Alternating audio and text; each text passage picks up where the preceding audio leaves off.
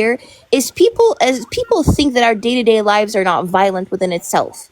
My life is Legitimately, environment. people think that on a day-to-day basis to uphold a white supremacist system that you don't already use violence. I think legitimately it's violent at the fact that black newborns are 3 times more likely to die during childbirth than white newborns. I think it's complete violence that black women are 5 times more likely to die during childbirth than white women. I think it's violent that black kids at the age of 10 years old are viewed to be 10 years older than their age and are more susceptible to police brutality. Don't you think that's violent?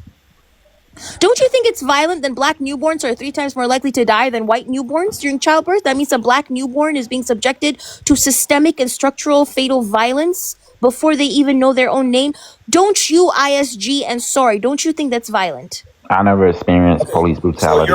Listen, I've never experienced famine, yet I know that famine exists, you dumbass. Okay, you understand that Damn, bro, she kinda cooking, y'all. you understand that like She ain't this is cooking like empirical nothing. data. I myself, you're You right. understand that empirical data I've is dealt going with to racism trump and your sexism. statistical Bro. data. So I asked, think it's violent that black newborns today are 3 times more likely to die during childbirth than white newborns. Well, why are they likely to die? Do you know that their mortality rate decreases when a black doctor takes over? How do you know that? 39 to 50%. How do you know that? It was according to a study that was done by the George Mason University where they analyzed over 1.8 million hospital births.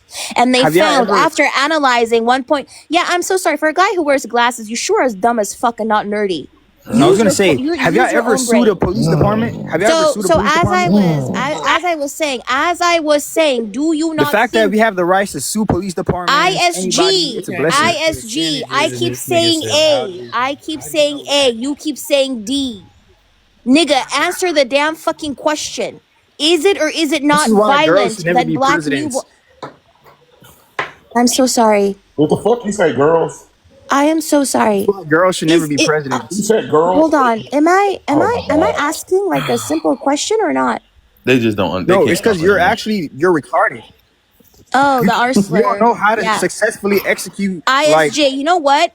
Can I just say, ISJ, you should have been a back shot on your mother's back. Man, why you That's remove what my you should nigga, have man? fucking been. You should have literally But I'm been not gonna splattered tolerate on the slurs on fucking my shit. floor, ISG. That's what you should have been.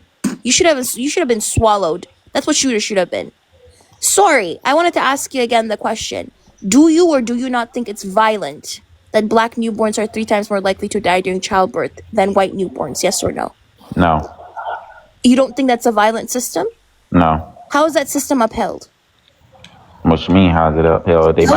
How is a system that they is might being have. wielded They might against have. black people The upheld? parents might have some defects where, like, the child just. So you think when the mortality rate of the black newborn changes depending on the race of the doctor, that has to do with the parents? Well, I don't know. I'm here. You're here. That's not. Wait, you're not being intellectually honest right now, bro. I would appreciate if you debate in good faith. That's not what you're doing right now. He's not debating on good faith.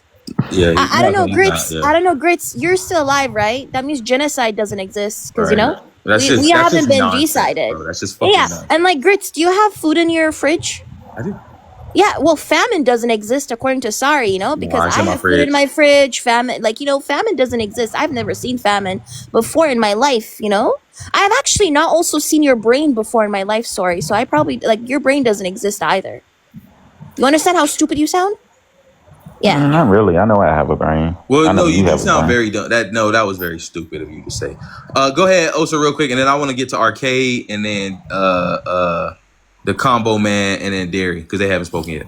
I'll keep it real quick. I appreciate you having me up here. To Athena's point, technically what she said is true in terms of African American babies being 3 times more likely to die in childbirth. That there is some truth to that, but I think you have academics that kind of look at it and go, well, we have a disparity, but is that because of systemic racism, maybe by the medical care system? Actually.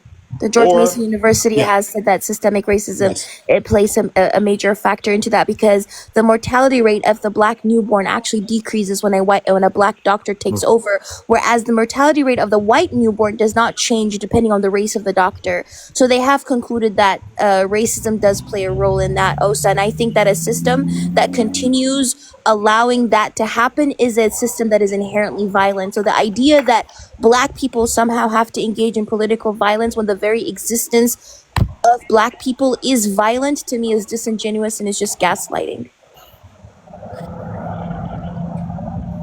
What's up, Arcade? What's good, man? How you doing? Can't call it, man. I'm my spoiler. You over 18? Yes, sir. I'm 31. All right, now what state do you vote in, sir? California. All right, go ahead, man. Talk your shit. There was a whole bunch of shit that I wanted to respond to. Some Go of these ahead, people bro. were Whatever. You saying. got the floor, bro. Say whatever you want to say. Go ahead. Okay. One, violence is absolutely necessary for any movement to gain progress anywhere. That's why the Black Panthers existed in the first place. Once again, they were drug addicts. But that Wait. people at the That's time. again very reductionist to just say that the Black Panthers were drug addicts, bro. Yeah, that's a red herring, bro. That doesn't mean anything. Like, that means nothing to the conversation. Violence is essential. Excuse me, y'all. Real quick. Pardon me, real quick, y'all. Hey, ISG, are you able to not say slurs on my panel? Yes, sir, brother. I appreciate Hey, that, you bro. served in I the really military? appreciate that. We're gonna go back on mute and let the person who was speaking speak, and then we're gonna get right back to it. Go ahead. You served in the military? Yeah, I was in the military. Go ahead, Arcade. Also, the way y'all was treating Kobe up here is absolutely disgusting. Y'all need I didn't say anything to to her. grow up. I need I y'all to didn't say grow up. anything rude to her. Talking about, I wasn't bro. talking to you specifically. But if the shoe fit, wear it. Well, it doesn't fit, so. This dude is hilarious. All right, brother. Let's focus on So how to wait, successfully. weren't y'all supposed to be quiet? I was actually talking.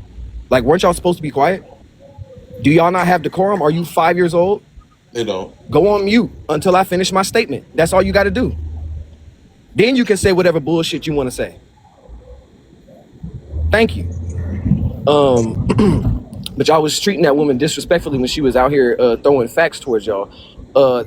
And the fact that black people's existence is violent, and the fact that we do have the right to respond with violence is just correct. The fact that y'all are arguing against that makes y'all soft. Y'all are soft as hell.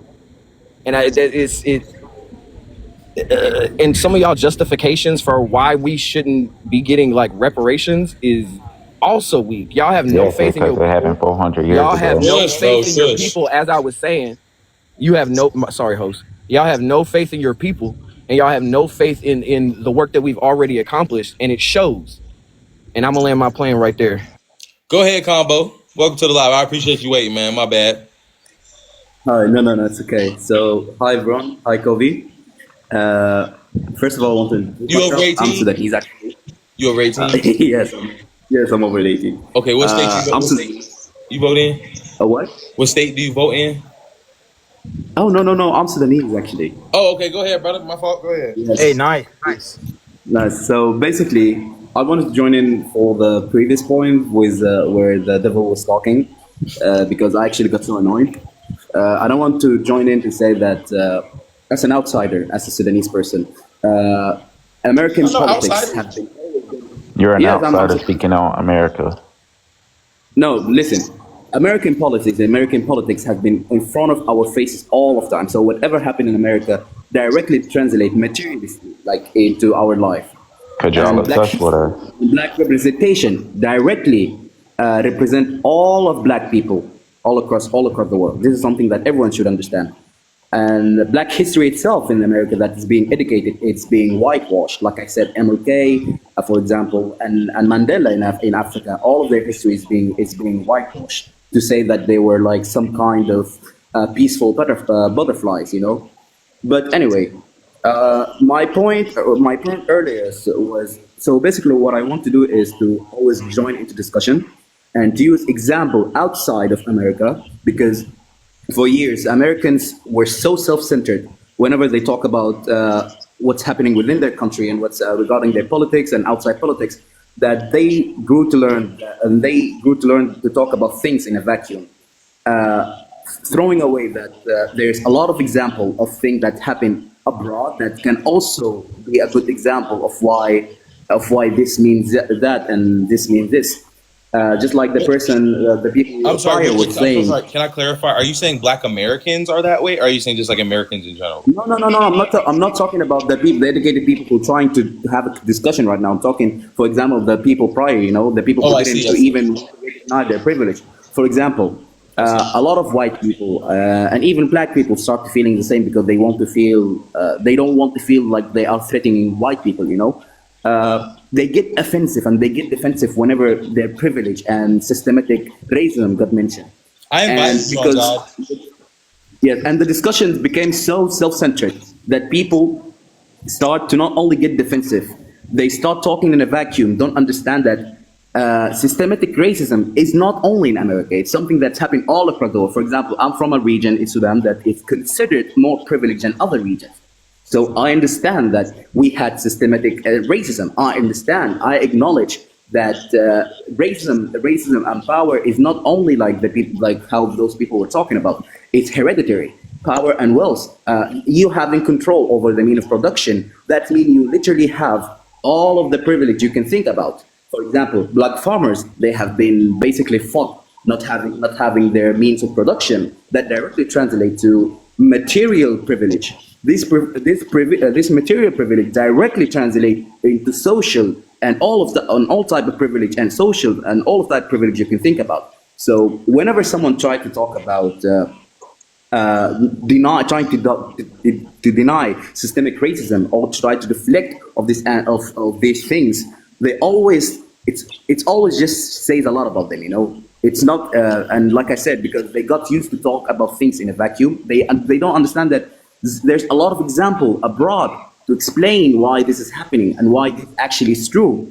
So now they are now talking about things they think it's a fairy tale because they don't look look abroad. They don't look in history. They don't look at everything. So whenever a person like you host a panel saying that systemic racism is a threat to all black people, they think you are talking about something that doesn't exist. They think you are talking about fairy tales, and it's purely like ignorant. And I love to talk about and I love to join panels to raise awareness about Sudan. But in a way to not talk take your away shit, from bro. Talk your shit. Go ahead. Whatever you got to say about Sudan. to not take away from the discussion. For example, I joined in pro-Palestinian panels to talk about what's happening in Palestine and use examples and to draw how this connect to my country. I love to join pro-black panels to talk about how racism, how power and racism work and systematic racism work and how this and show examples from my countries to expand people's view that to stop talking about things in a vacuum. And for all the black people in the panels, stop feeling that you are a threat. Stop feeling that you need to talk and to present yourself in a certain way to not make those white people feel threatened.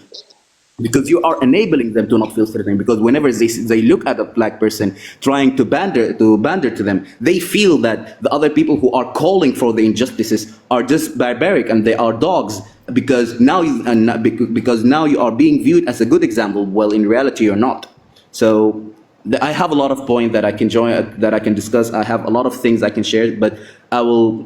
This is enough for now. So whenever my next turn will be, I hope I can also join in the conversation. Thank you.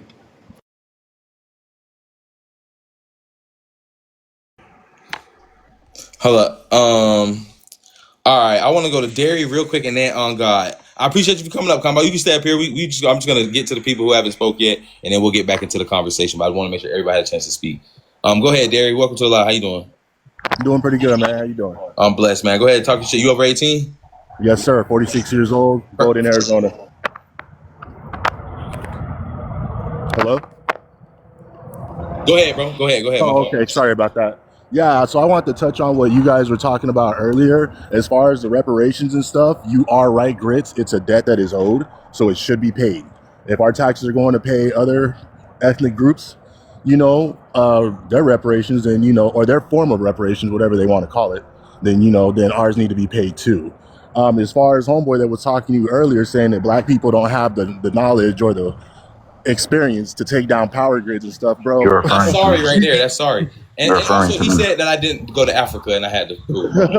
Bro, trust me. I know so many ways I could take down a water grid. I could take down a power grid, bro. That's nothing. Like black folks, we can do that if we want to. So I doubt you could do that. Oh yeah, we could. Trust me. Oh, we could. Why do you doubt that they could? Why are you doubtful of niggas though? Like, because it takes multiple people to do that, not one single person. When I mean multiple, I literally mean multiple people. We could do anything, bro. We could beat these white people in their own game. That's what we need to realize, bro. All right. Anything they could build, we could build. You're just lucky that we aren't revengeful. That's all. You're just lucky Hey, black folks aren't I revengeful. am. Y'all keep saying y'all are. I am at this point. I'm very Why are you revengeful, Grits? Like, why do you want political Say violence? something to Sorry real quick. Yeah, you got it real quick. No, Real quick, and then we're going on God. Cornbread. Let me ask Grits You something can tell first. your breath stink through the Grits, fucking phone. They You get may be creative. sick. I can They don't tell want your breath stink violence. through the fucking phone. Grits, let me ask you a question. Why do you want political violence so bad? Because of the fact that Trying to incriminate you, bro. because you couldn't answer the question of a group of people who have liberated themselves without an armed revolt. That's why, bro. Because you haven't been able to, and so I know, and if we've tried all of the other steps, right? We've went the legal route, the bureaucratic route, we've tried all the different things, and nothing is working. Hey, bro, I'm not insane, or I So hope you I'm not basically insane. want So a I civil say, war. Let me if I tell you. know that violent, and it's not just black people. Do you know what the French Revolution is? Have you ever heard of the French Yes, Revolution? I know what that is. Okay, so you understand what happened, right? Like niggas' heads was Yes, rolling for like 10%, like 90% less of what Trump has ever done. yes, I'm pretty sure we Niggas' heads all was played rolling in the street. Assassin's Creed or learned it That's in what we have history the right to somewhere. do as American citizens. We need to be killing these people. Why do we have billionaires? Why are we not killing our billionaires? China kills their billionaires, and I don't even cape for China like that. These niggas they killed 13 billionaires, bro. Grits, They you do killed 13 realize, billionaires. Hey, Kobe, allegedly, I'm just saying, I don't cape for China, but these niggas be murking they billionaires. Grits, you do realize you're a minority, right? And what? And what? Like when I say minority, is like you want a The way that I revolution, think but is a minority? no, when I say minority, meaning like you want a revolution, but you're literally the minority. Like you lack people. How do you think that's That's going to why. turn Do out? you not remember when I brought up Vietnam and But yeah, but Afghanistan? we're in the Those are same country farmers. too, so Those it's not going people to are. work Hey, out. hey, hey, those people are farmers and highly Yeah, illiterate. but they had And home they beat ground. the shit out of the greatest war machine for 30 They had years. home ground. They had home territory. They We knew the live in land. America. We have home Home ground. What are you ground. What are talking you about? saying? And you think these people don't know it better than us? No, hell no. Fuck no, they don't know it better than us. What? That's crazy. We in a concrete jungle. We ain't Wait, really sorry. got like Look at jungles this, and shit. listen to this. Where do niggas live? We live where all the infrastructure is in the city. We live next to the power, the water, the highways, the train system, right? We live where all the wealth is. We live, and bruh, I swear to God, bruh, if a police chase me anywhere on the north side of Jacksonville, I swear Oh, so to you in God, I'm Florida not too? going to I'm in jail, Florida bro. too. I'm in I'm not Tampa. going to jail. I know the streets like the What are you back of talking my about, hand, bro. Grits? Calm down, bro.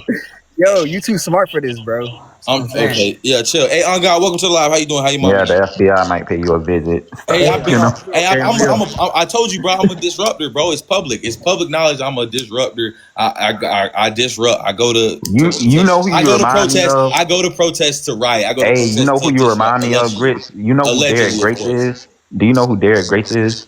No. Really? So you never heard of Derek Grace? Like he do like the in-home baking. He black. He just like you. It's easy to hide in Duval. Duval's so easy to slide, bro.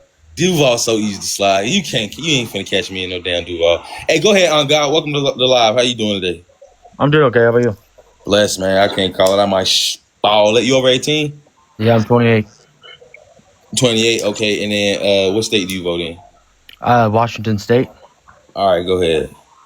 Yeah, hi. So you guys keep on saying like what whoever got liberated without violence. Meanwhile, you're standing in a country that Martin Luther King literally did that. Like, what do you guys expect? Like, what do you mean there was no liberation? You need to read the book. The Civil Rights Act. I mean, oh my God. What are we gonna call like we're gonna attribute Hold up, y'all. violence Just to allow him to finish Martin his Luther King? sentence. Just allow him to finish what he's saying. Okay, and then there's an Indian independence that was done through decades, decades, and led by Mahatma Gandhi. You know who that is? No. Okay. Bro, you're trolling. Gandhi, Okay. the African and pedophile. Yes, Gandhi the Okay. pedophile. I'm just wondering. You guys ask these questions, but you guys don't actually know asked a bunch of the answers. I don't know why. You guys I just told you who Gandhi was, the pedophile and anti-African. You guys just predispose like these racist ass pedo. You guys' ideology is literally built off of built No, off it's of hate. not. No, I don't. No, I don't believe in civil disobedience. I believe in political violence. It's actually just hate, and COVID just perpetuates hate. Nah, you need I to like shut that. the Some fuck up. hate is You good. stupid Some dumbass. hate is So You good. ain't saying shit. It's good to hate your fucking enemies. It's good to hate people who it's good want to to hate take your your enemies. life. You don't even know who your enemy Thank is. you, Sir, point blank. you are Thank my you. enemy. You think the people that You are my Hey, enemy. on You know, God. beat the Hey, on shit out of God. you. One Can second. I Athena, say I'm gonna let something? you. I'm gonna let you respond. 1 second. You think penguins hate killer whales? I guarantee they fucking talk shit, all cash shit about killer whales all day. Guarantee it. Go ahead, Yeah, Athena. If you want to on God. respond to him. Yeah, what led? First of all, the Indian Revolution was not all non-violent. By the way, the what? there were violent when you're talking about the Indian Revolution. Oh, It Gandhi. wasn't Yeah. all. It was not all on non-violent because Gandhi wasn't the only leader. But I wanted to ask God, dude. you. I wanted to ask you a question. What resulted out of that? What came out of that? I think The most you can violent answer that. fucking. Wait, But what came out of that? what do you mean? What Gandhi's happened to literally like India? a What happened to India when the British were leaving? Please, quickly. Gandhi's No, no, no, literally no, no, no, No, no. I'm Don't asking avoid the you what question. happened Don't to avoid the India question. when the British were leaving? What did they do to India you can before they answer that. left? We both know what happened. No, yeah, what happened? What We both happened? know. So tell me, what happened? So why is that relevant though? It's No, so it's relevant. very much It's so relevant because relevant, you're bro. trying to say that non-violence somehow Worked. liberates It people. worked. So yeah, I want you to tell me what happened to India when the British were leaving. Well, it got. Feel free to look it up on God. Just give us an accurate answer. Feel Yeah, free. Oh what yeah. happened? Feel free. It divided into And then what Pakistan and happened India. when it divided? Ooh, what happened? What happened during the partition? How many What? people lost their lives? Ooh. Okay. How many people lost their lives when the British decided to partition India when they were leaving? I don't know the exact figure. 1.5 million. Okay. Over 1.5 million people lost their lives. So clearly that non-violence, quote unquote, which by the way, the Indian Revolution was not fully non-violent, right? But that quote unquote non-violence still led to the unaliving of 1.5 million people. Was the Algerian War of Independence violent? The Algerian War of Independence. Yes. The one that Frantz Fanon wrote about. Was that a Yeah, violent? I'm assuming it was. Yeah. And how many people died during the Algerian War of Independence? Do you want to ask me questions or are you making statements? Yeah, I'll tell Kobe? you. 1.5 million people also were unalive. So it's Okay. interesting that two different methods and tactics that were used to combat colonialism still resulted in the unaliving of 1.5 million people. I don't think you And understand the dynamic here. what does that tell you on God? I don't think you understand the No, dynamic. no, here. I don't think you understand what you're talking Who do you about. think? On God, I have a question. I don't for you. think you Wait, understand what quick, you're talking quick about. litmus test. Quick litmus test. What continent is Algeria on God? Algeria, that's Africa, right? Good job. Oh, W. Okay. Yeah, well, So at least something. So yeah, so what I'm trying to tell you is, right, even the example okay. that you brought up, right, with Right. India, Okay. number one, was not fully nonviolent, and number two, it still led to the unaliving of 1.5 million people. And Oh. what does that tell you about colonialism and like colonial violence? I think that we've seen it here. Actually, I don't think I need to. I don't think I You've need to seen answer your binary nonviolence in questions America? because I think they're just leading me to whatever you're You predisposing. think the civil rights movement was not violent? The civil rights movement. I think it was large. I think it was largely peaceful. Yes, absolutely. Largely Oh peaceful my is God. how chat. The civil I'm rights sorry. movement Did we was not largely differentiate like peaceful, all-out y'all. war Largely and peaceful is peaceful how it's protests that were led described. by Largely martyrs? peaceful. How many? Wait, can I Bro, ask you're him one? wild. Can I ask him one more question? Did a majority of white Americans agree with MLK when he was alive? The majority of white Americans, I would say, no, but that's the Really point Do you of know? being Do a you know? Do you martyr. know how Allied many? to Do you know how many MLK. white Americans didn't agree with MLK when he was still alive? JFK was an I ally have to no clue, MLK. Kobe. Why is this? You have the figures? Sorry. You sound very smart on fucking mute. Okay, that's how you sound Dude, you smart. know Every you know single what time your you move problem your is? lips, you You say like to absolutely lecture JFK nothing. was people. literally an You On like to ally to God, lecture can people, but MLK. I? you don't Can want I? you don't Can want I? an honest debate because you Grits, know that your hate Just will wait, show, bro. Kobe. Just Why wait, is ho everybody ass. triggered when I speak? Okay, Why? Stop trying to put because your school is hatred in into my session. heart, Kobe. Because Why you is in everybody school. triggered when I speak? What the hell? You putting belt to ass. Okay. Stop trying to put Hey, your Kobe, hatred So in my on Kobe, heart. Kobe. God. You know what it is? You putting belt to ass, and they don't realize that they like it. They Stop don't. trying to put They your can't hate deal with the into my feelings that heart, bringing Kobe. up. They're like, what is this?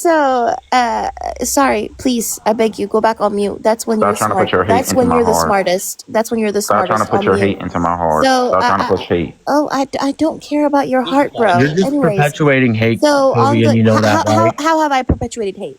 Tell me that. That's all you've ever done. And honestly, What I've have seen I you. No, said that was can I hateful? please? Oh, you're a I'll fan. You're a delineate. fan. You're a I'll fan. precisely tell you what this is about. And Wait. also, like with these boxes, I feel like this is all. Athena, when you touch his name, is it follow back? Hold on. Yes, it does. Follow back. Okay, so how do I spread hate on I God? What followed you have I earlier. said? Yeah. What about it? What have I So said? what was that? What have I said that is hateful? Yeah, it's actually just your conclusion. It's your What That follow conclusion? back got his ass. it's your proposed solution. What is my Okay, and your proposed proposed solution? solution is actually more self-destructive than what you fucking What is think. my It's just proposed dumb. solution? You are pretty much inciting violence, saying that, but you are getting everybody together, telling them how much white people hate them, and then you are just Wait, going how and have I fanning incited this. violence? Can I please delineate what I'm trying to say before you Mhm. interrupt me and try to strawman me, Kobe? I'm not strong. I'm asking Oh, you. you Mans is pretty much definitely do, good. and I'm gonna try. I'm gonna try to actually describe what's going on with you. You could do better if you didn't stutter, Bubba. I'm just trying to understand how I have incited violence. No, You Kobe, you have said some facts, but you said a lot of bullshit as Wait, well. you imply ISG, I'm it. not talking to you. Hey, I do I'm want so to bring sorry. in I didn't know you ISG guys next. were I a do want to bring in duo. ISG next, and then back I to don't know I professional. didn't know you guys But were a after, duo. wait, we let on God and Kobe finish this first. Yeah, I didn't know you guys were a duo. I'm so sorry. Hey, I don't even only know who he is. ordered on God. They're You running. mean your They're running entire squad. fucking They're So running anyway, duos. on God. the live Yeah, earlier where you were can literally you snuggled into a echo chamber where you were protected by any sort of Yo, bro, shut the fuck up. Like, verbal. literally, shut up. Shut the fuck wait, up. can you tell me Shut what up. Wait. Hold on. I do exactly? want. Go ahead. Yeah, what exactly have I said that you would kind of like label as incitement of violence? Yeah, you say evolution doesn't happen without violence. White people hate you. This is literally your rhetoric. I don't think you understand. You don't. You Wait, say I don't don't white feel people bad hate for us? white people. You're desensit. You're putting these words into people's heads and making them believe something that's not fucking true. So why does racism still exist if white people don't hate us? Why does we're in a country of 323 million fucking That's not people. what I asked. I asked why does Racism's racism never against going to black go people? away for anybody. No. That's not what I asked. Again, why does racism against black people still exist in our world today? In our world today, I'm actually Yes. wanting to, Kobe, I don't relate to you in your globalistic Can you answer a idea question? Can of you answer my that you question? think that Why does black people should racism be in like some against sort of on utopia. God? Listen, why do these people always never answer a question? I asked Kobe, you a can I ask you simple a question? question. They can't do it. Nigga, I did not talk to you. Go back on Nigga. mute. Nigga. Yes. Yes, little nigga, go back on mute, little nigga. Anyway, She as told I you. was saying, on God, I asked you a simple question. If a majority of white people love us so much, why does Love you? racism still exist? Why the fuck would people love you just for being black? Did I tell you that? You said why if white So people who's love us so much? upholding Oh, you're just being racism? patronizing, weren't you? Who is upholding racism? Who's upholding racism? Yes. Actually, racism is a the current racism that is actually being applied is a deprivation of wealth, and it's the wealth distribution in America, and it's actually the only way that people are oppressed in America. They can't be Not only that, legislatively bro. oppressed Not only that, because you can see segregation going on legally. If you actually did your I research, can tell. in I every can city, tell that. segregation goes on like legally. They Oh my put God. poor people together in like Section Yeah. 8 sections. Yep. I Yep. gotta That's not say racial something. You see segregation, though. when Wait, let's people let hold up, y'all. Hold up. Everybody can't talk. Everybody You- can't talk. But you see, Kobe, when you want to mention, oh yeah, the white doctors are evil. No, literally, when Did I you're say white in doctors were evil? listen. Can I They please are. talk? Can I please talk one All time? y'all evil. Your ass evil. Cornbread, shut the fuck up and let me Boy, talk. you shut the fuck up. Your breath stink through the fucking phone. And this little Bruh, nigga on you God, this the most you you done talk to a literally look woman in stink. weeks. I'm so You Shut the big and fuck up. stink. I'm You so are big sorry. and On stink. God. The degradation of black communities done through Take your that's musty ass to the yeah. ground. Do you not know what the word is? Look it up. Degrade. Yeah. Okay. Through what? Through who? So the degradation of the black community is done through deprivation of wealth. Is Who's depriving that wealth? what causes. Please let me finish a fucking thought, dude. Is what causes pregnant complications, because in your environment that you're in and the community that you live in, when it is violent, when you're not sure, it's 6 times more likely to be unalived in that community. You don't think that there's higher stresses that's related to that? No, but you want to associate it to white doctors. Where's your source to that? So can I just say it's that literally study? in the FBI. Yeah, that study. No, hold on. Where's your That source? study. Hold on. That study. One at a time. Who's your source? Go That ahead, study. Athena. Hey, Athena, respond, and then ISG. And Yeah. we gotta keep it moving. So on God, this is the issue that I have, right? People like you who have not even bothered reading any of these studies or educating themselves thinks that you have the authority to determine like how racism manifests You're wrong. itself. So the National Library of Medicine, I don't care about your little insults, You're wrong. right? So as I said, the You're National actually wrong, though. Library, the National. So are you going to tell me that the National Library of Medicine did not produce a study just a couple of years ago saying that even rich black women experience a higher maternal mortality rate than rich white women? Are you going to tell me that? Can you answer my question? I don't give a fuck what you have to say. Just answer my question. Are you telling me can you please that give me rich that? black women, rich Yeah, black please women give me are not that. also Please give me that. Yeah, if I gave you that source right now, would you concede? Sure, I'll concede on the fact that rich black women also have a higher maternal causation. mortality rate. That doesn't suggest Wait, causation. hold on. The fact just that because you do the process of elimination, hold on. row doesn't mean that's causation. You tried to bring up poverty and crime rates. You tried to bring up poverty and crime rates to explain why black newborns have a higher maternal mortality rate and why black women have a higher maternal mortality rate. And I just told you that rich black women still have a higher maternal mortality rate than rich white women. If I showed you that study right now, would you fucking concede? So there would be questions. First, when they're moved out of poverty, how much does it drop? And rather, if it's lower or higher, I would like to see the numbers, because they can fluctuate, of course, but I would not concede that there's a significant drop when they're out of poverty. Again, rich Is there a black significant women. drop when they're out of poverty? Hold on. Do you think Beyonce is a privileged woman? But is there? Did you please Do you answer my think question? Beyonce I've answered is a a lot of your privileged questions, woman? Kobe. I've answered a lot of you. Well, you No. answered Do you mine. think Beyonce is a privileged woman? Who cares about Beyonce? Absolutely, I think she is. Okay. Yeah, do you she's know a that she billionaire. Do you know that she almost died during childbirth? She's a billionaire. Yeah. Yeah. She's a billionaire. Wait, hold on. She's a billionaire. You don't think that she can't afford really good health care? Exactly my fucking point, bro. That points out She's a billionaire who can afford. No. 1 second. She's a billionaire who can afford the best doctors, and then even her money did not protect her from medical racism. She almost died. Okay, Wait. 1 second. 1 second. Do you think Serena Williams is a person who is athletic, like her body, like she's healthy and she's a privileged woman? Do you think that? So all you're really proving is that even with the better care, that there's still these instances that it happens. And do you not think that it can be genetically? No, because it's white supremacy. It can't be genetically. No, you think black women are somehow genetically wired to have a wait, hold on. So now you went into genetics, right? Right. So do you think that black women are somehow genetically wired to have a higher maternal mortality rate? I think that it could be a possibility. Despite having a much higher fertility rate. Yeah. Do you think race is biological? Yeah. I mean, race is genetically. You are genetically different. Good old than Nazis. I am. Good old Nazis. I'm so sorry. This is we're the gonna guy. take a break from you, Nazi. Hold on 1 second. Grits, this is the guy just 2 seconds ago who told me I was hateful. Yet he has the audacity, the gall, the gumption to sit here and say that black women are biologically wired to have a higher maternal mortality rate.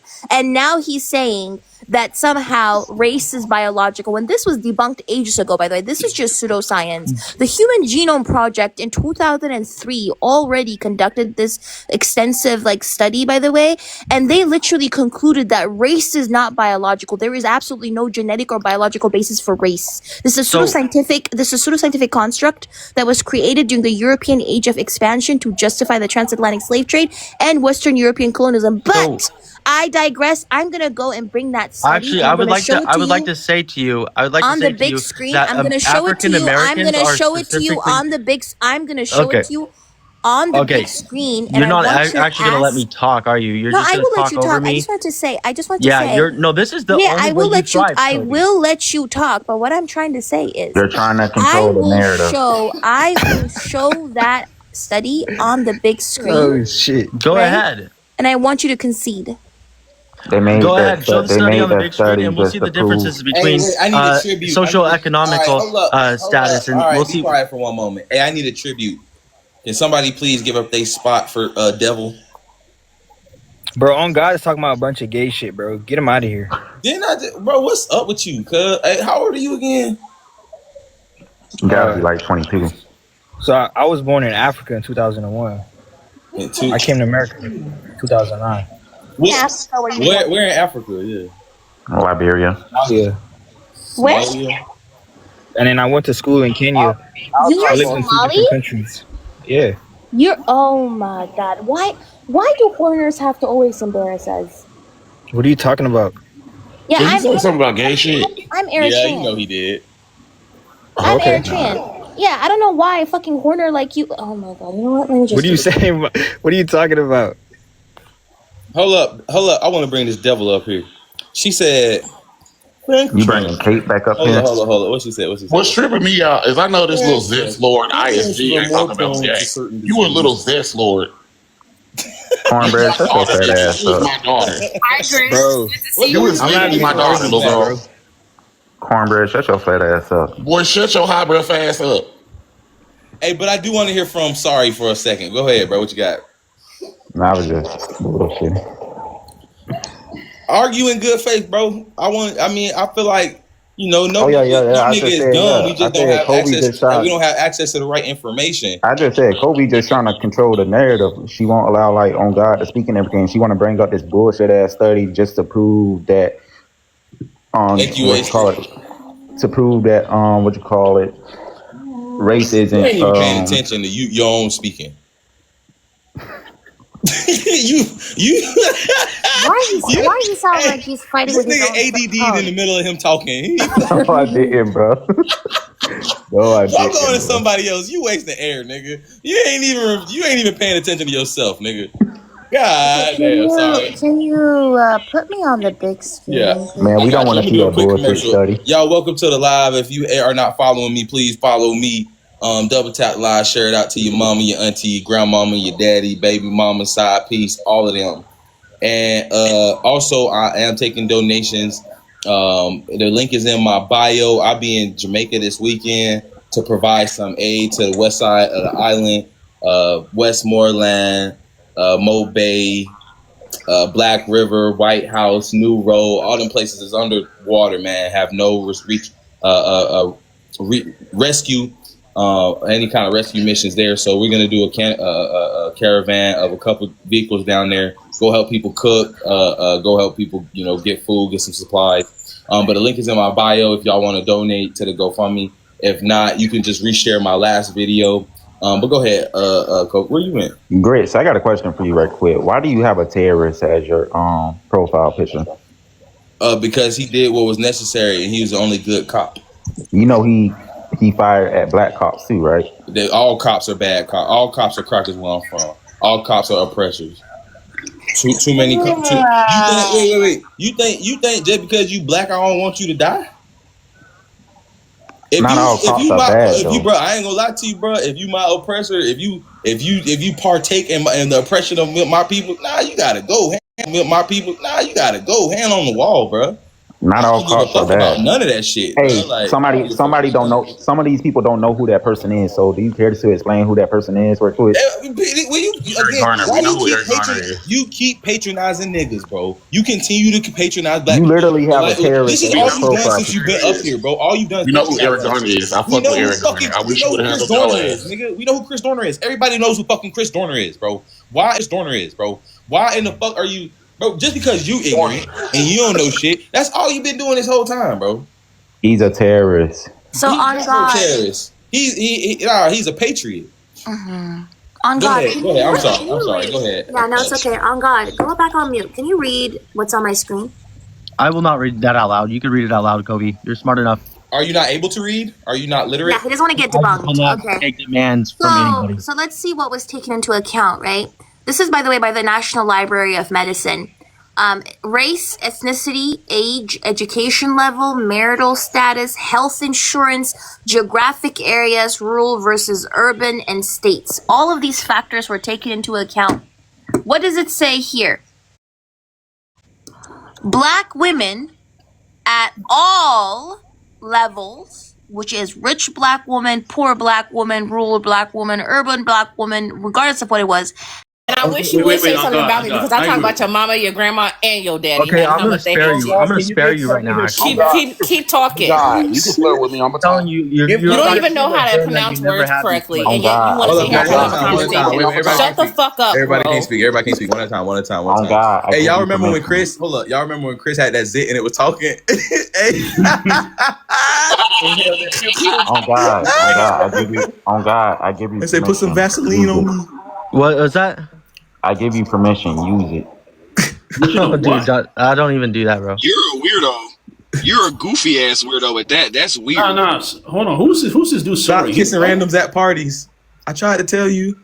Dude, you guys look like you guys are fucking Permission to crazy do for making what? fun of Get me. permission to do what? To use what? Yo, is that sorry white or what? You said sorry said I give you permission. Use it. Use what? Whatever Yeah, that's he why I'm want to saying use. he goofy. First white. Yeah, use no, you're what? goofy as hell, bro. What card are you giving him? Hey, Kobe, could you give me that? Could you What give me card the are you PM giving him? ID on that? I'm done speaking to you. Hey, Kobe, Sorry, give me the PMID on that. what card are you giving him? I'm confused. Whatever Hey, card Kobe, he give me want. that PMID real quick. What card are you giving him? Whatever card he want. I got them all. Yo, sorry. Are you white or black, bro? I'm mixed. I hate them. I hate them so much. Bro, are you don't black? even go here. I'm not white, just to let you know. So you're black then? Yeah, but I'm mixed too. Okay, so you're black. I got it. I don't. So what is? I mean, if you want to look me up, on God though? if you want to look me up, you could look me up. Type in my Instagram name. I mean, sure, but like, what's the permission you're giving to on God though? That's what I'm wondering. Whatever he want, I got all the badges, all the tickets. Honestly, it don't really matter because these people probably got pretty horrible Like, lives. They could be up here and advocating for agency, losing battle. You look like you look so stressed Hey, out. y'all know who he looked like? Y'all know he looked like a Mucinex nigga. Can you give him permission to use soap? Y'all been insulting him the whole time, and he ain't say nothing racist Shit, nigga, or I nothing. was telling you too. Yes, bring your ass on. Let me find what you look like. You need to get cut up. I literally just said type in my Instagram. It's the same as my TikTok. This what you look like, bro. Dude, what are you talking about, bro? That's one of you guys. Mucinex. Yo, albino Mucinex, bro. That's one of you guys, bro. You guys are the fat blobs, bro. I don't know what the fuck you're talking about. Well, look at your face, bro. Look at your face. Like a zit with lips. I don't weigh half of what you guys weigh. 180. What do you mean? You don't fucking. Who said they weigh 180? Hey, Grits, how much you weigh? Don't lie. How much do I weigh? Yeah, anything over 260, we know. Anything under 260, we know it's a fucking lie. Say what you weigh. Come on. I weigh 190. Yeah, right, bro. You want me to go what, on scale 90 right of the now? poants are in your fucking fat ass face? You want me to go on scale right now? Yeah. Chris, you do not weigh no 190 because I'm 5'8", and when I look like that, I'm at least like. I'm not 5'8". 5'5", See, that's what I'm saying. I'm not. Y'all are short. I'm not short. How tall are you? Then I'm you're 6 fucking. foot. Then you're even heavier, bro. Look at your face, bro.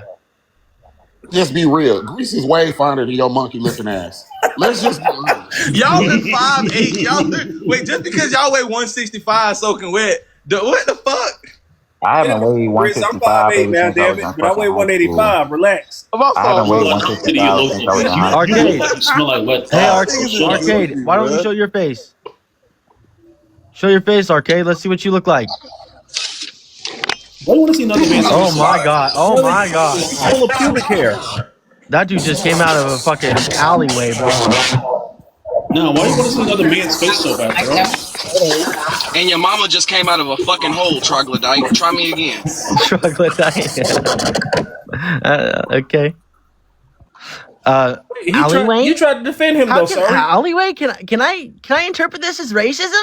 Kobe, you fucking goddamn! I don't like you. I didn't hear what he said. What he say? Kobe didn't even say anything. No, I'm She talking about. called me an alleyway, and I know she's wait, like, why are you "What so kind of obsessed with her? racism is this? What kind of racism is this?" Wait a Chad?" second. Oh God, why are you so obsessed with Kobe? This nigga got mad because I wasn't fat, so he couldn't call me fucking fat. What the weirdo. fuck? Like, this nigga No, mad dude, on- you look like a this nigga fucking mad on- tweaker, bro. I don't know what you're talking This about. nigga Why mad you I'm got not me in the fat, back, bro? You look like This nigga mad I'm not fat. You look like the same person And Dave what's wrong Chappelle with was being fat, first off? trying to portray. What are you talking about? First off, what's wrong with being fat? Also? Shut up. You look like you're a recovering meth addict, bro. Shut up, bro. This nigga, I love the You're tiny literally an anime kid. What? character. I don't know why you're talking, bro. What's up? Don't you got somewhere to goon Black Hammer? You're a fucking anime character with red hair. Chill out. Hey, can I say What something? We just stop talking. Yeah, okay, buddy. Can we just? I know. Gen Z has it rough out What's my here. anime profile picture got to do with Goonie, my nigga? Can we just stop insulting You're each other? projecting mad hard right now, bro. Oh, he Black Hammer, 9 times out of 10, if you watch anime, you watch hentai. I know you watch hentai, nigga. Don't lie. I don't, nigga. Sorry. Yes, you do. Nope. Why you in somebody else's bed? Damn, I got fat. I weigh 205. Who said that? No, hold on. Wait, Is this hold on, plus I 60? need to Who I'm said that? 205 now, damn. Why do you want me to watch it so bad?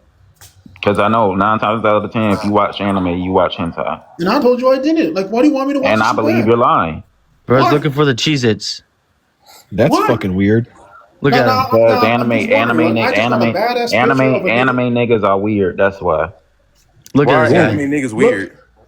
Bro, I just got a picture from. Oh, you got to put up a picture so he Bro, doesn't all I show got his is a face. picture Dude. of an anime nigga that throws He's so shit. insecure, dude. Look at How do him. you translate that to porn? Can I just say? Wait, can I I want just to let say? Professor speak though, too. Hold up, Anybody? y'all. Hold up. Professor hasn't spoke yet. Yeah. Okay. I mean, hi. I mean, Professor. it's good to see all of y'all. Covey, I just want to say I love you so much. Oh, I love you too. About to say, and Cornbread, it is so good to see you. Grits, why are you obsessed with that Sorry, picture, I man? do not know you, Cause he sir. look like a And I did not crackhead. interrupt you, so I'm going to be very quick to let you know to shut the fuck up all the way. Ooh. Look at you talking to. Bitch, who the fuck you talking to? Suck my dick, nigga. Ooh. Who are you? Ooh, I like that. Ooh. Nah, you gotta go. You even call him a bitch on my panel, hoe ass nigga. Oh, nice. I'm just saying, Now no, you got because a I'm trying to complete be echo nice. chamber. Don't be that. Don't do that. Because on God, I don't even know why you call yourself on God, because there's nothing on God about you looking like that. Oh, you look like the nutty Listen, professor shut the got a fuck wig up, dude. on. I am Chill. 40 years old and look Okay, younger than you. Fuck you. Nutty Your professor. mama don't like you. Your daddy don't like you. Your cousins, your mamas, your sisters, your nephews. Everybody do not like you. Your ancestors don't like you. If anybody Shut the ever fuck told up. you, if Shut you the ever fuck just- up. Shut the fuck up. You should probably shut the fuck up. You think that you could try to roast me? I used to teach 7th graders. There's nothing you can say about me that I wouldn't say about you in a heartbeat. You think that you know anything? Shut the fuck up. You don't even know how to read or even pronounce words. You are illiterate. Shut the fuck up. Am I really? Why aren't you, Grits? Why is he even on here? He doesn't I just even wanted to go roast him, here. actually. Drop him. He likes he has a degradation kink, and I have no problem providing. Even though if he has a degradation kink, he gets on my nerves. Quit interrupting me, because I didn't interrupt you. The intelligence. Shut the fuck up. All right, you can't be quiet, though. I understand that you're involved in sex, and so your brain is On the real shit, I will talk about your mama. Just drop me. Fuck it. Drop me. All right, no problem. Hey, before you Yeah, go, peace out. you can You guys all Hey, fucking before suck, you go, man. you have 2 minutes You guys uninterrupted. can't. You Go guys- ahead, bro. you Hold guys on, can't one even second. tell. One second. You guys can't even tell. 1 second, on God. Hold up, I got you. I'm gonna give you 2 minutes I uninterrupted. don't know why this. Why don't you this- go ahead and say? Okay, never mind. I just wanted to. I don't know why this character. He literally looks like a Usual character out of suspects. a. He literally looks like a character out of a Tim Burton film. I don't know why he. I looks think like that's that. I think this is They say he look like Edgar all Allan Tim Poe. Burton films. I just want to say this. That's just Not too even- Hey, who fucking said much. that? Wait, who said it? Y'all funny, bro. I'm Joey just said he look like saying. Edgar Allan Who said Poe. that? No, King Kong. Where the fuck that nigga Keith went, bro? Where's his teeth? I don't know why y'all Was arguing. Professor? Hold on. Oh yeah, Professor wasn't there. My fault. My fault. Professor Hi. wasn't done, y'all. So, hi, y'all. I'm Professor Tajuba. The best way to say that the last part is I used to play the tuba. So, tuba Tajuba. It's a mnemonic device. All around nerd. I love black folks. And I love being black. And I am 40 years old. Nice to meet you. Welcome. 42. Willkommen. Huh? I said willkommen. Thank you. Last Oh, time I was up here, I had to leave early, but Grits and 40s, it's nice to meet you, finally. nice to meet you as well. I met you through Cornbread, because Cornbread, Poppy, and I are basically cousins. I love that man. He's basically family and that sort of stuff. And I just want to say I'm here to have a good time and enjoy conversations. And I love being black. And I just want to say, I do want to let Sorry go real quick, but I do want to just say, I'm gonna have fun on my panel too. The thing is if you're not disrespectful to me, I got no, or anybody on my panel, I'm not gonna be disrespectful to you. I'm gonna let you speak. I ain't gonna let anybody talk over you. The topic of the day is systemic a-ho ass nigga. I just said quit fucking talking over me. Big brow, long neck ass, short body, little shoulder having ass nigga. Shut the fuck up, bro. Before you ever call me a hoe in person, whoop your, beat the shit out of you, bro. On some real shit. But all right, be quiet for real. All right, be cool. All right, systemic racism is a threat to all black people. I don't be on TikTok all fucking day.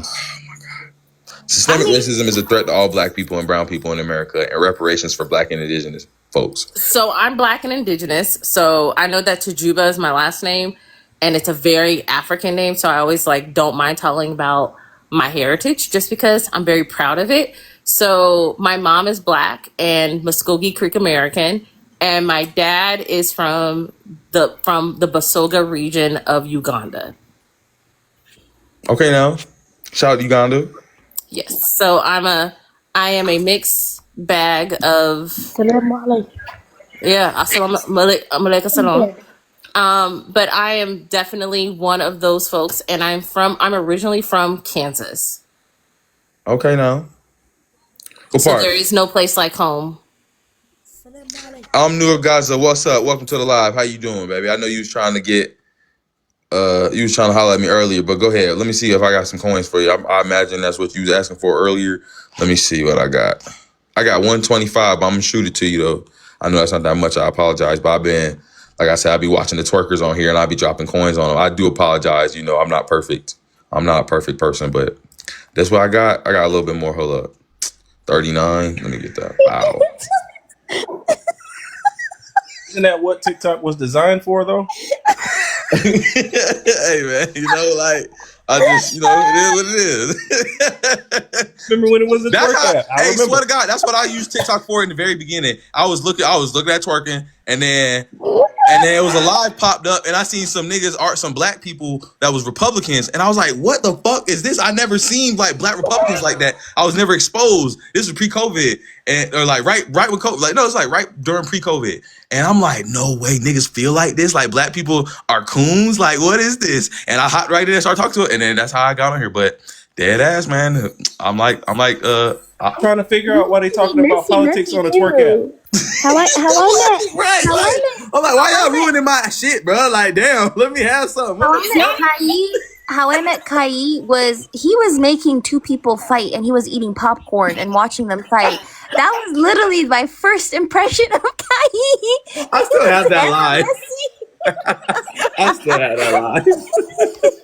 And my first impression of TikTok, I was working at Penn State University. I caught a white student in the dryer trying to go in the dryer, and I caught him and I was like, what the fuck are you doing?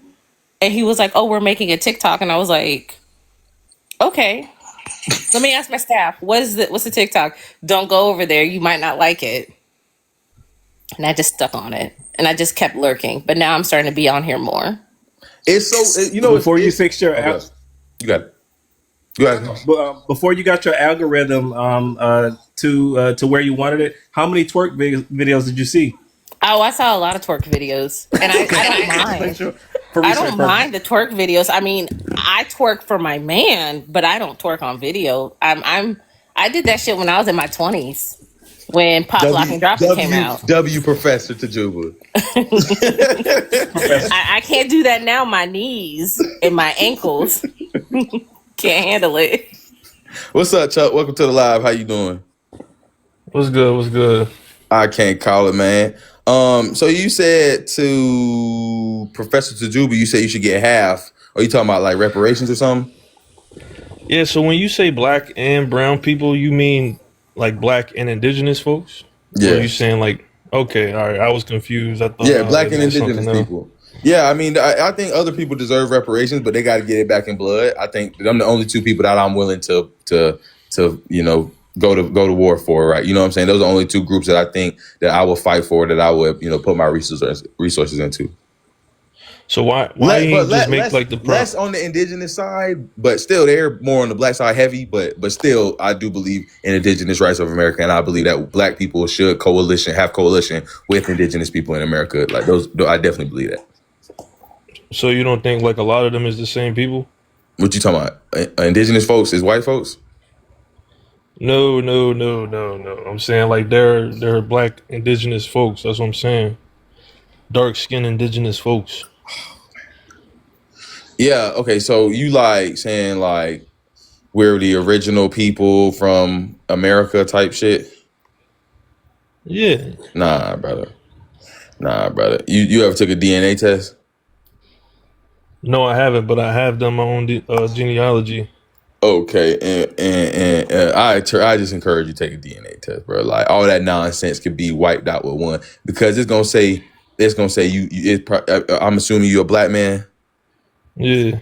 Okay, yeah, it's gonna say African, bro. Right? It ain't gonna say nothing about no damn. Now, I'm not gonna say it's not gonna say nothing about that. Actually, I take that back, because we heavily amalgamated into indigenous tribes all throughout the South, all throughout Oklahoma. So the fact that there's indigenous black people exist, that's not what I'm denying. What I'm saying is we absolutely come from Africa, and our admixture is indigenous black and white people. And as African Americans, that's largely our admixture. Yeah, I agree. So where do you draw the line at who gets reparation? Who can make claim to reparations? Whoever was a descendant of slave as a black person, or anybody who was affected by Jim Crow, or any So is this in America any of the or other systemic oppressions that the government has just racially cast against black folks.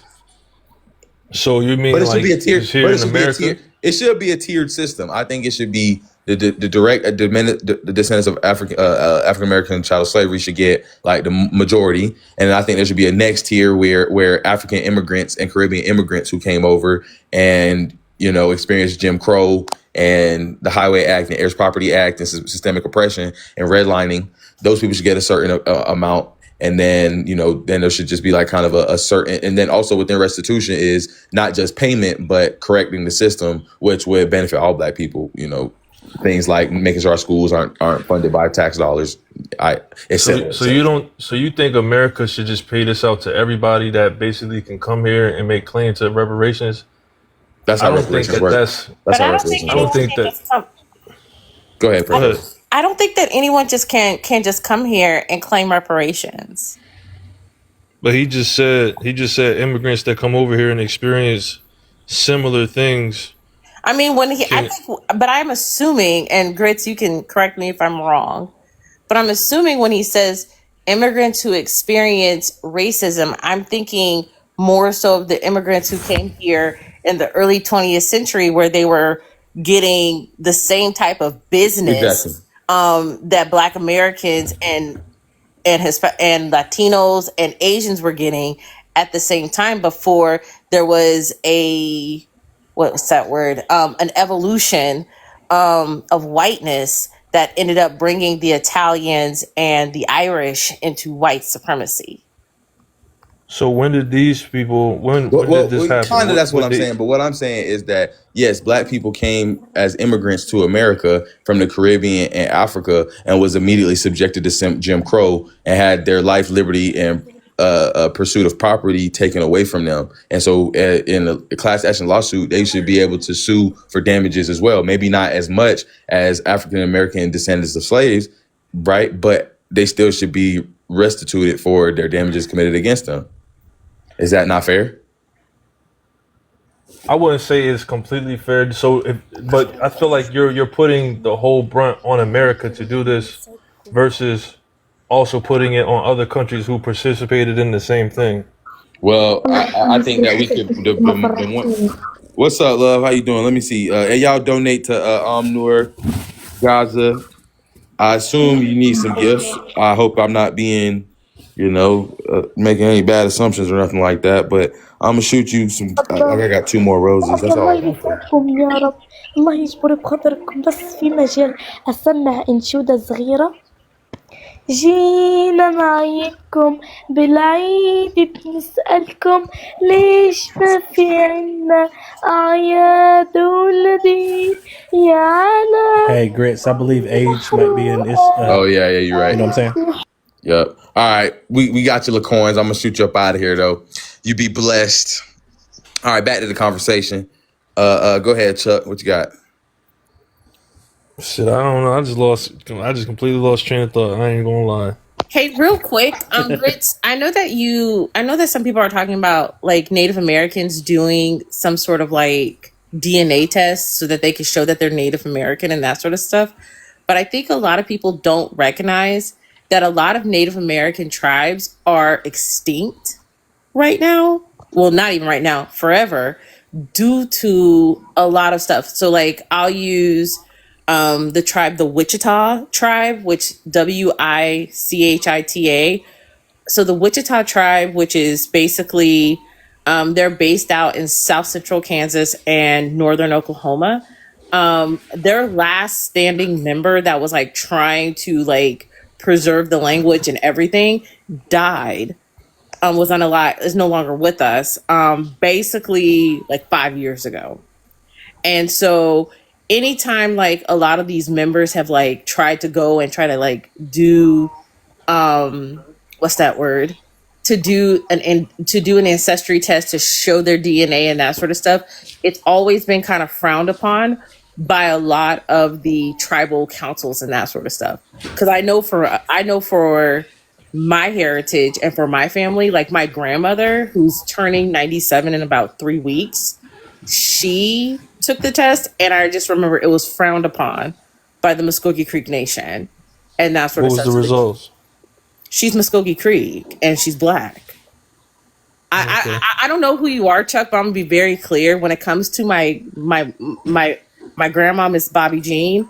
I get kind of testy with humans just because there's just a lot of things that I've had to deal with, especially given what my heritage is, and a lot of stuff from white folks and from black folks. So if you do go off and say something crazy, I will go off and match that energy. Wait, Chuck, I got a question. Nah, I ain't here for all that. Wait, Chuck, I got a question. If I show you that my African American ancestors come from Africa with proof, with irrefutable proof, will you change your position and say that we came from Africa? I mean, you can say that you came from Africa, but as far as me, I'm not gonna say that I'm gonna uptick your lineage and say that's a part of me too. You know? Well, Chuck, we gotta look at.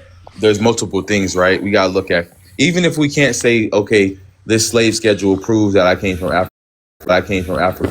There's multiple different things. Culture moves in different ways, right? We have language, dance, the way that we talk, the way that we move, like all these different foods. All these things prove that we're from Africa, bro. And I just, to me, it just seems like a lot of. But really, you can say anybody's from Africa because that's like the main place that all of humanity came from. But those people don't. But those people haven't preserved their culture. We've preserved our culture, though. Wait, can I say something about that in the first place?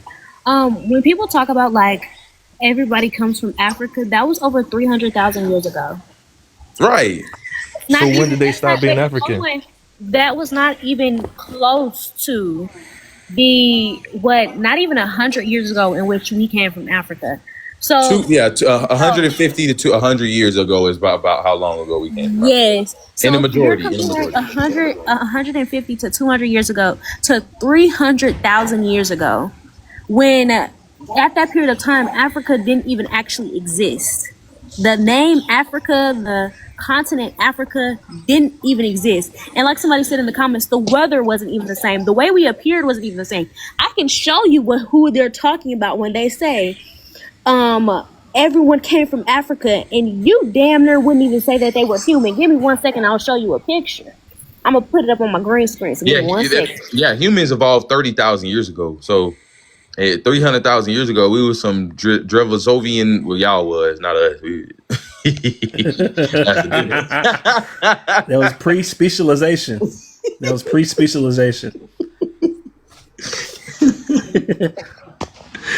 Oh shit, Chuck. So you think Why do you there's refute? Why do you refute that you're African? What grounds do you refute that you're African?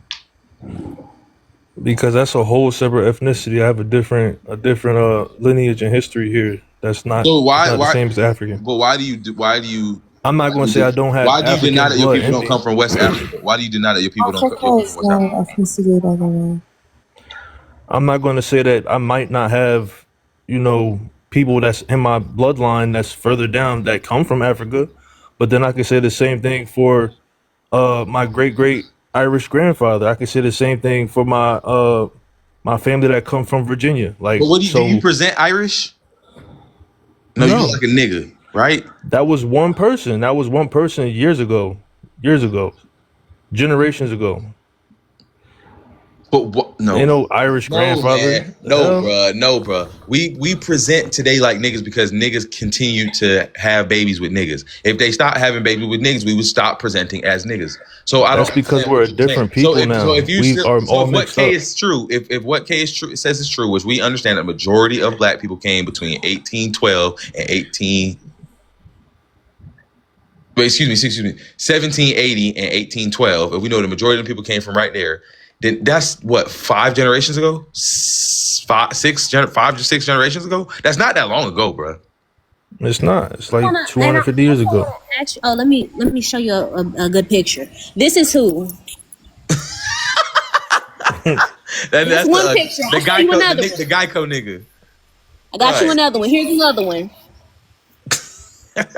That's not my ancestor. That's not my ancestor, nigga. Hell Who the no. fuck is that? So as you can see, we barely would consider them human. Nevertheless, any form of African, Caribbean, African American, like we wouldn't associate them with being that because realistically, that didn't They even Homo exist at erectus. that time.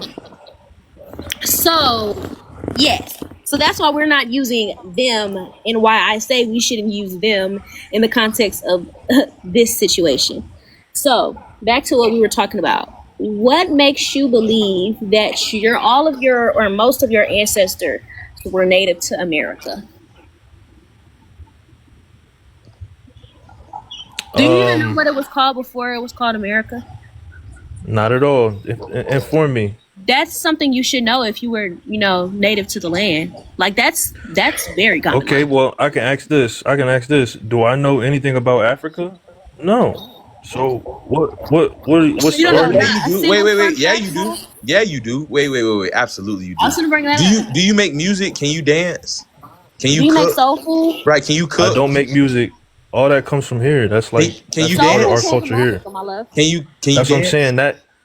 That is a separate Chuck, ethnic can you dance, culture. bro? Can you dance? Are you able to dance? No, I can't dance. I can dance. I know a rhythm and a tune and a little two step, but I can't sit here and say, yeah, I'm breakdancing. Oh yeah.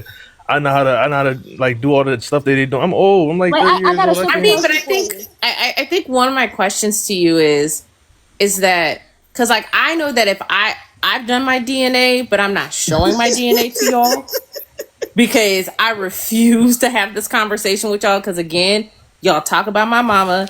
Like, and I'll just give y'all the context. So because my dad is from East Africa and my mom is from Kansas, like the way that birther movement affected my family, I literally like those are fighting words. Like I will fuck somebody up if they say something crazy just because, Cheeto Satan and his little minions before he became president said that shit.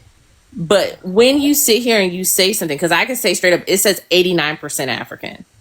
And it literally, the rest of it is literally my Native American and some of the slavery that comes with it. But I know that DNA looks differently in each child. So I know for me, I present more I present more African and more Black than a lot of my family members. But it does state that my grandma is my grandma and that sort of thing. So like, I think when you say these kind of conversations, I feel like we should be very cautious in how we have these conversations and how we have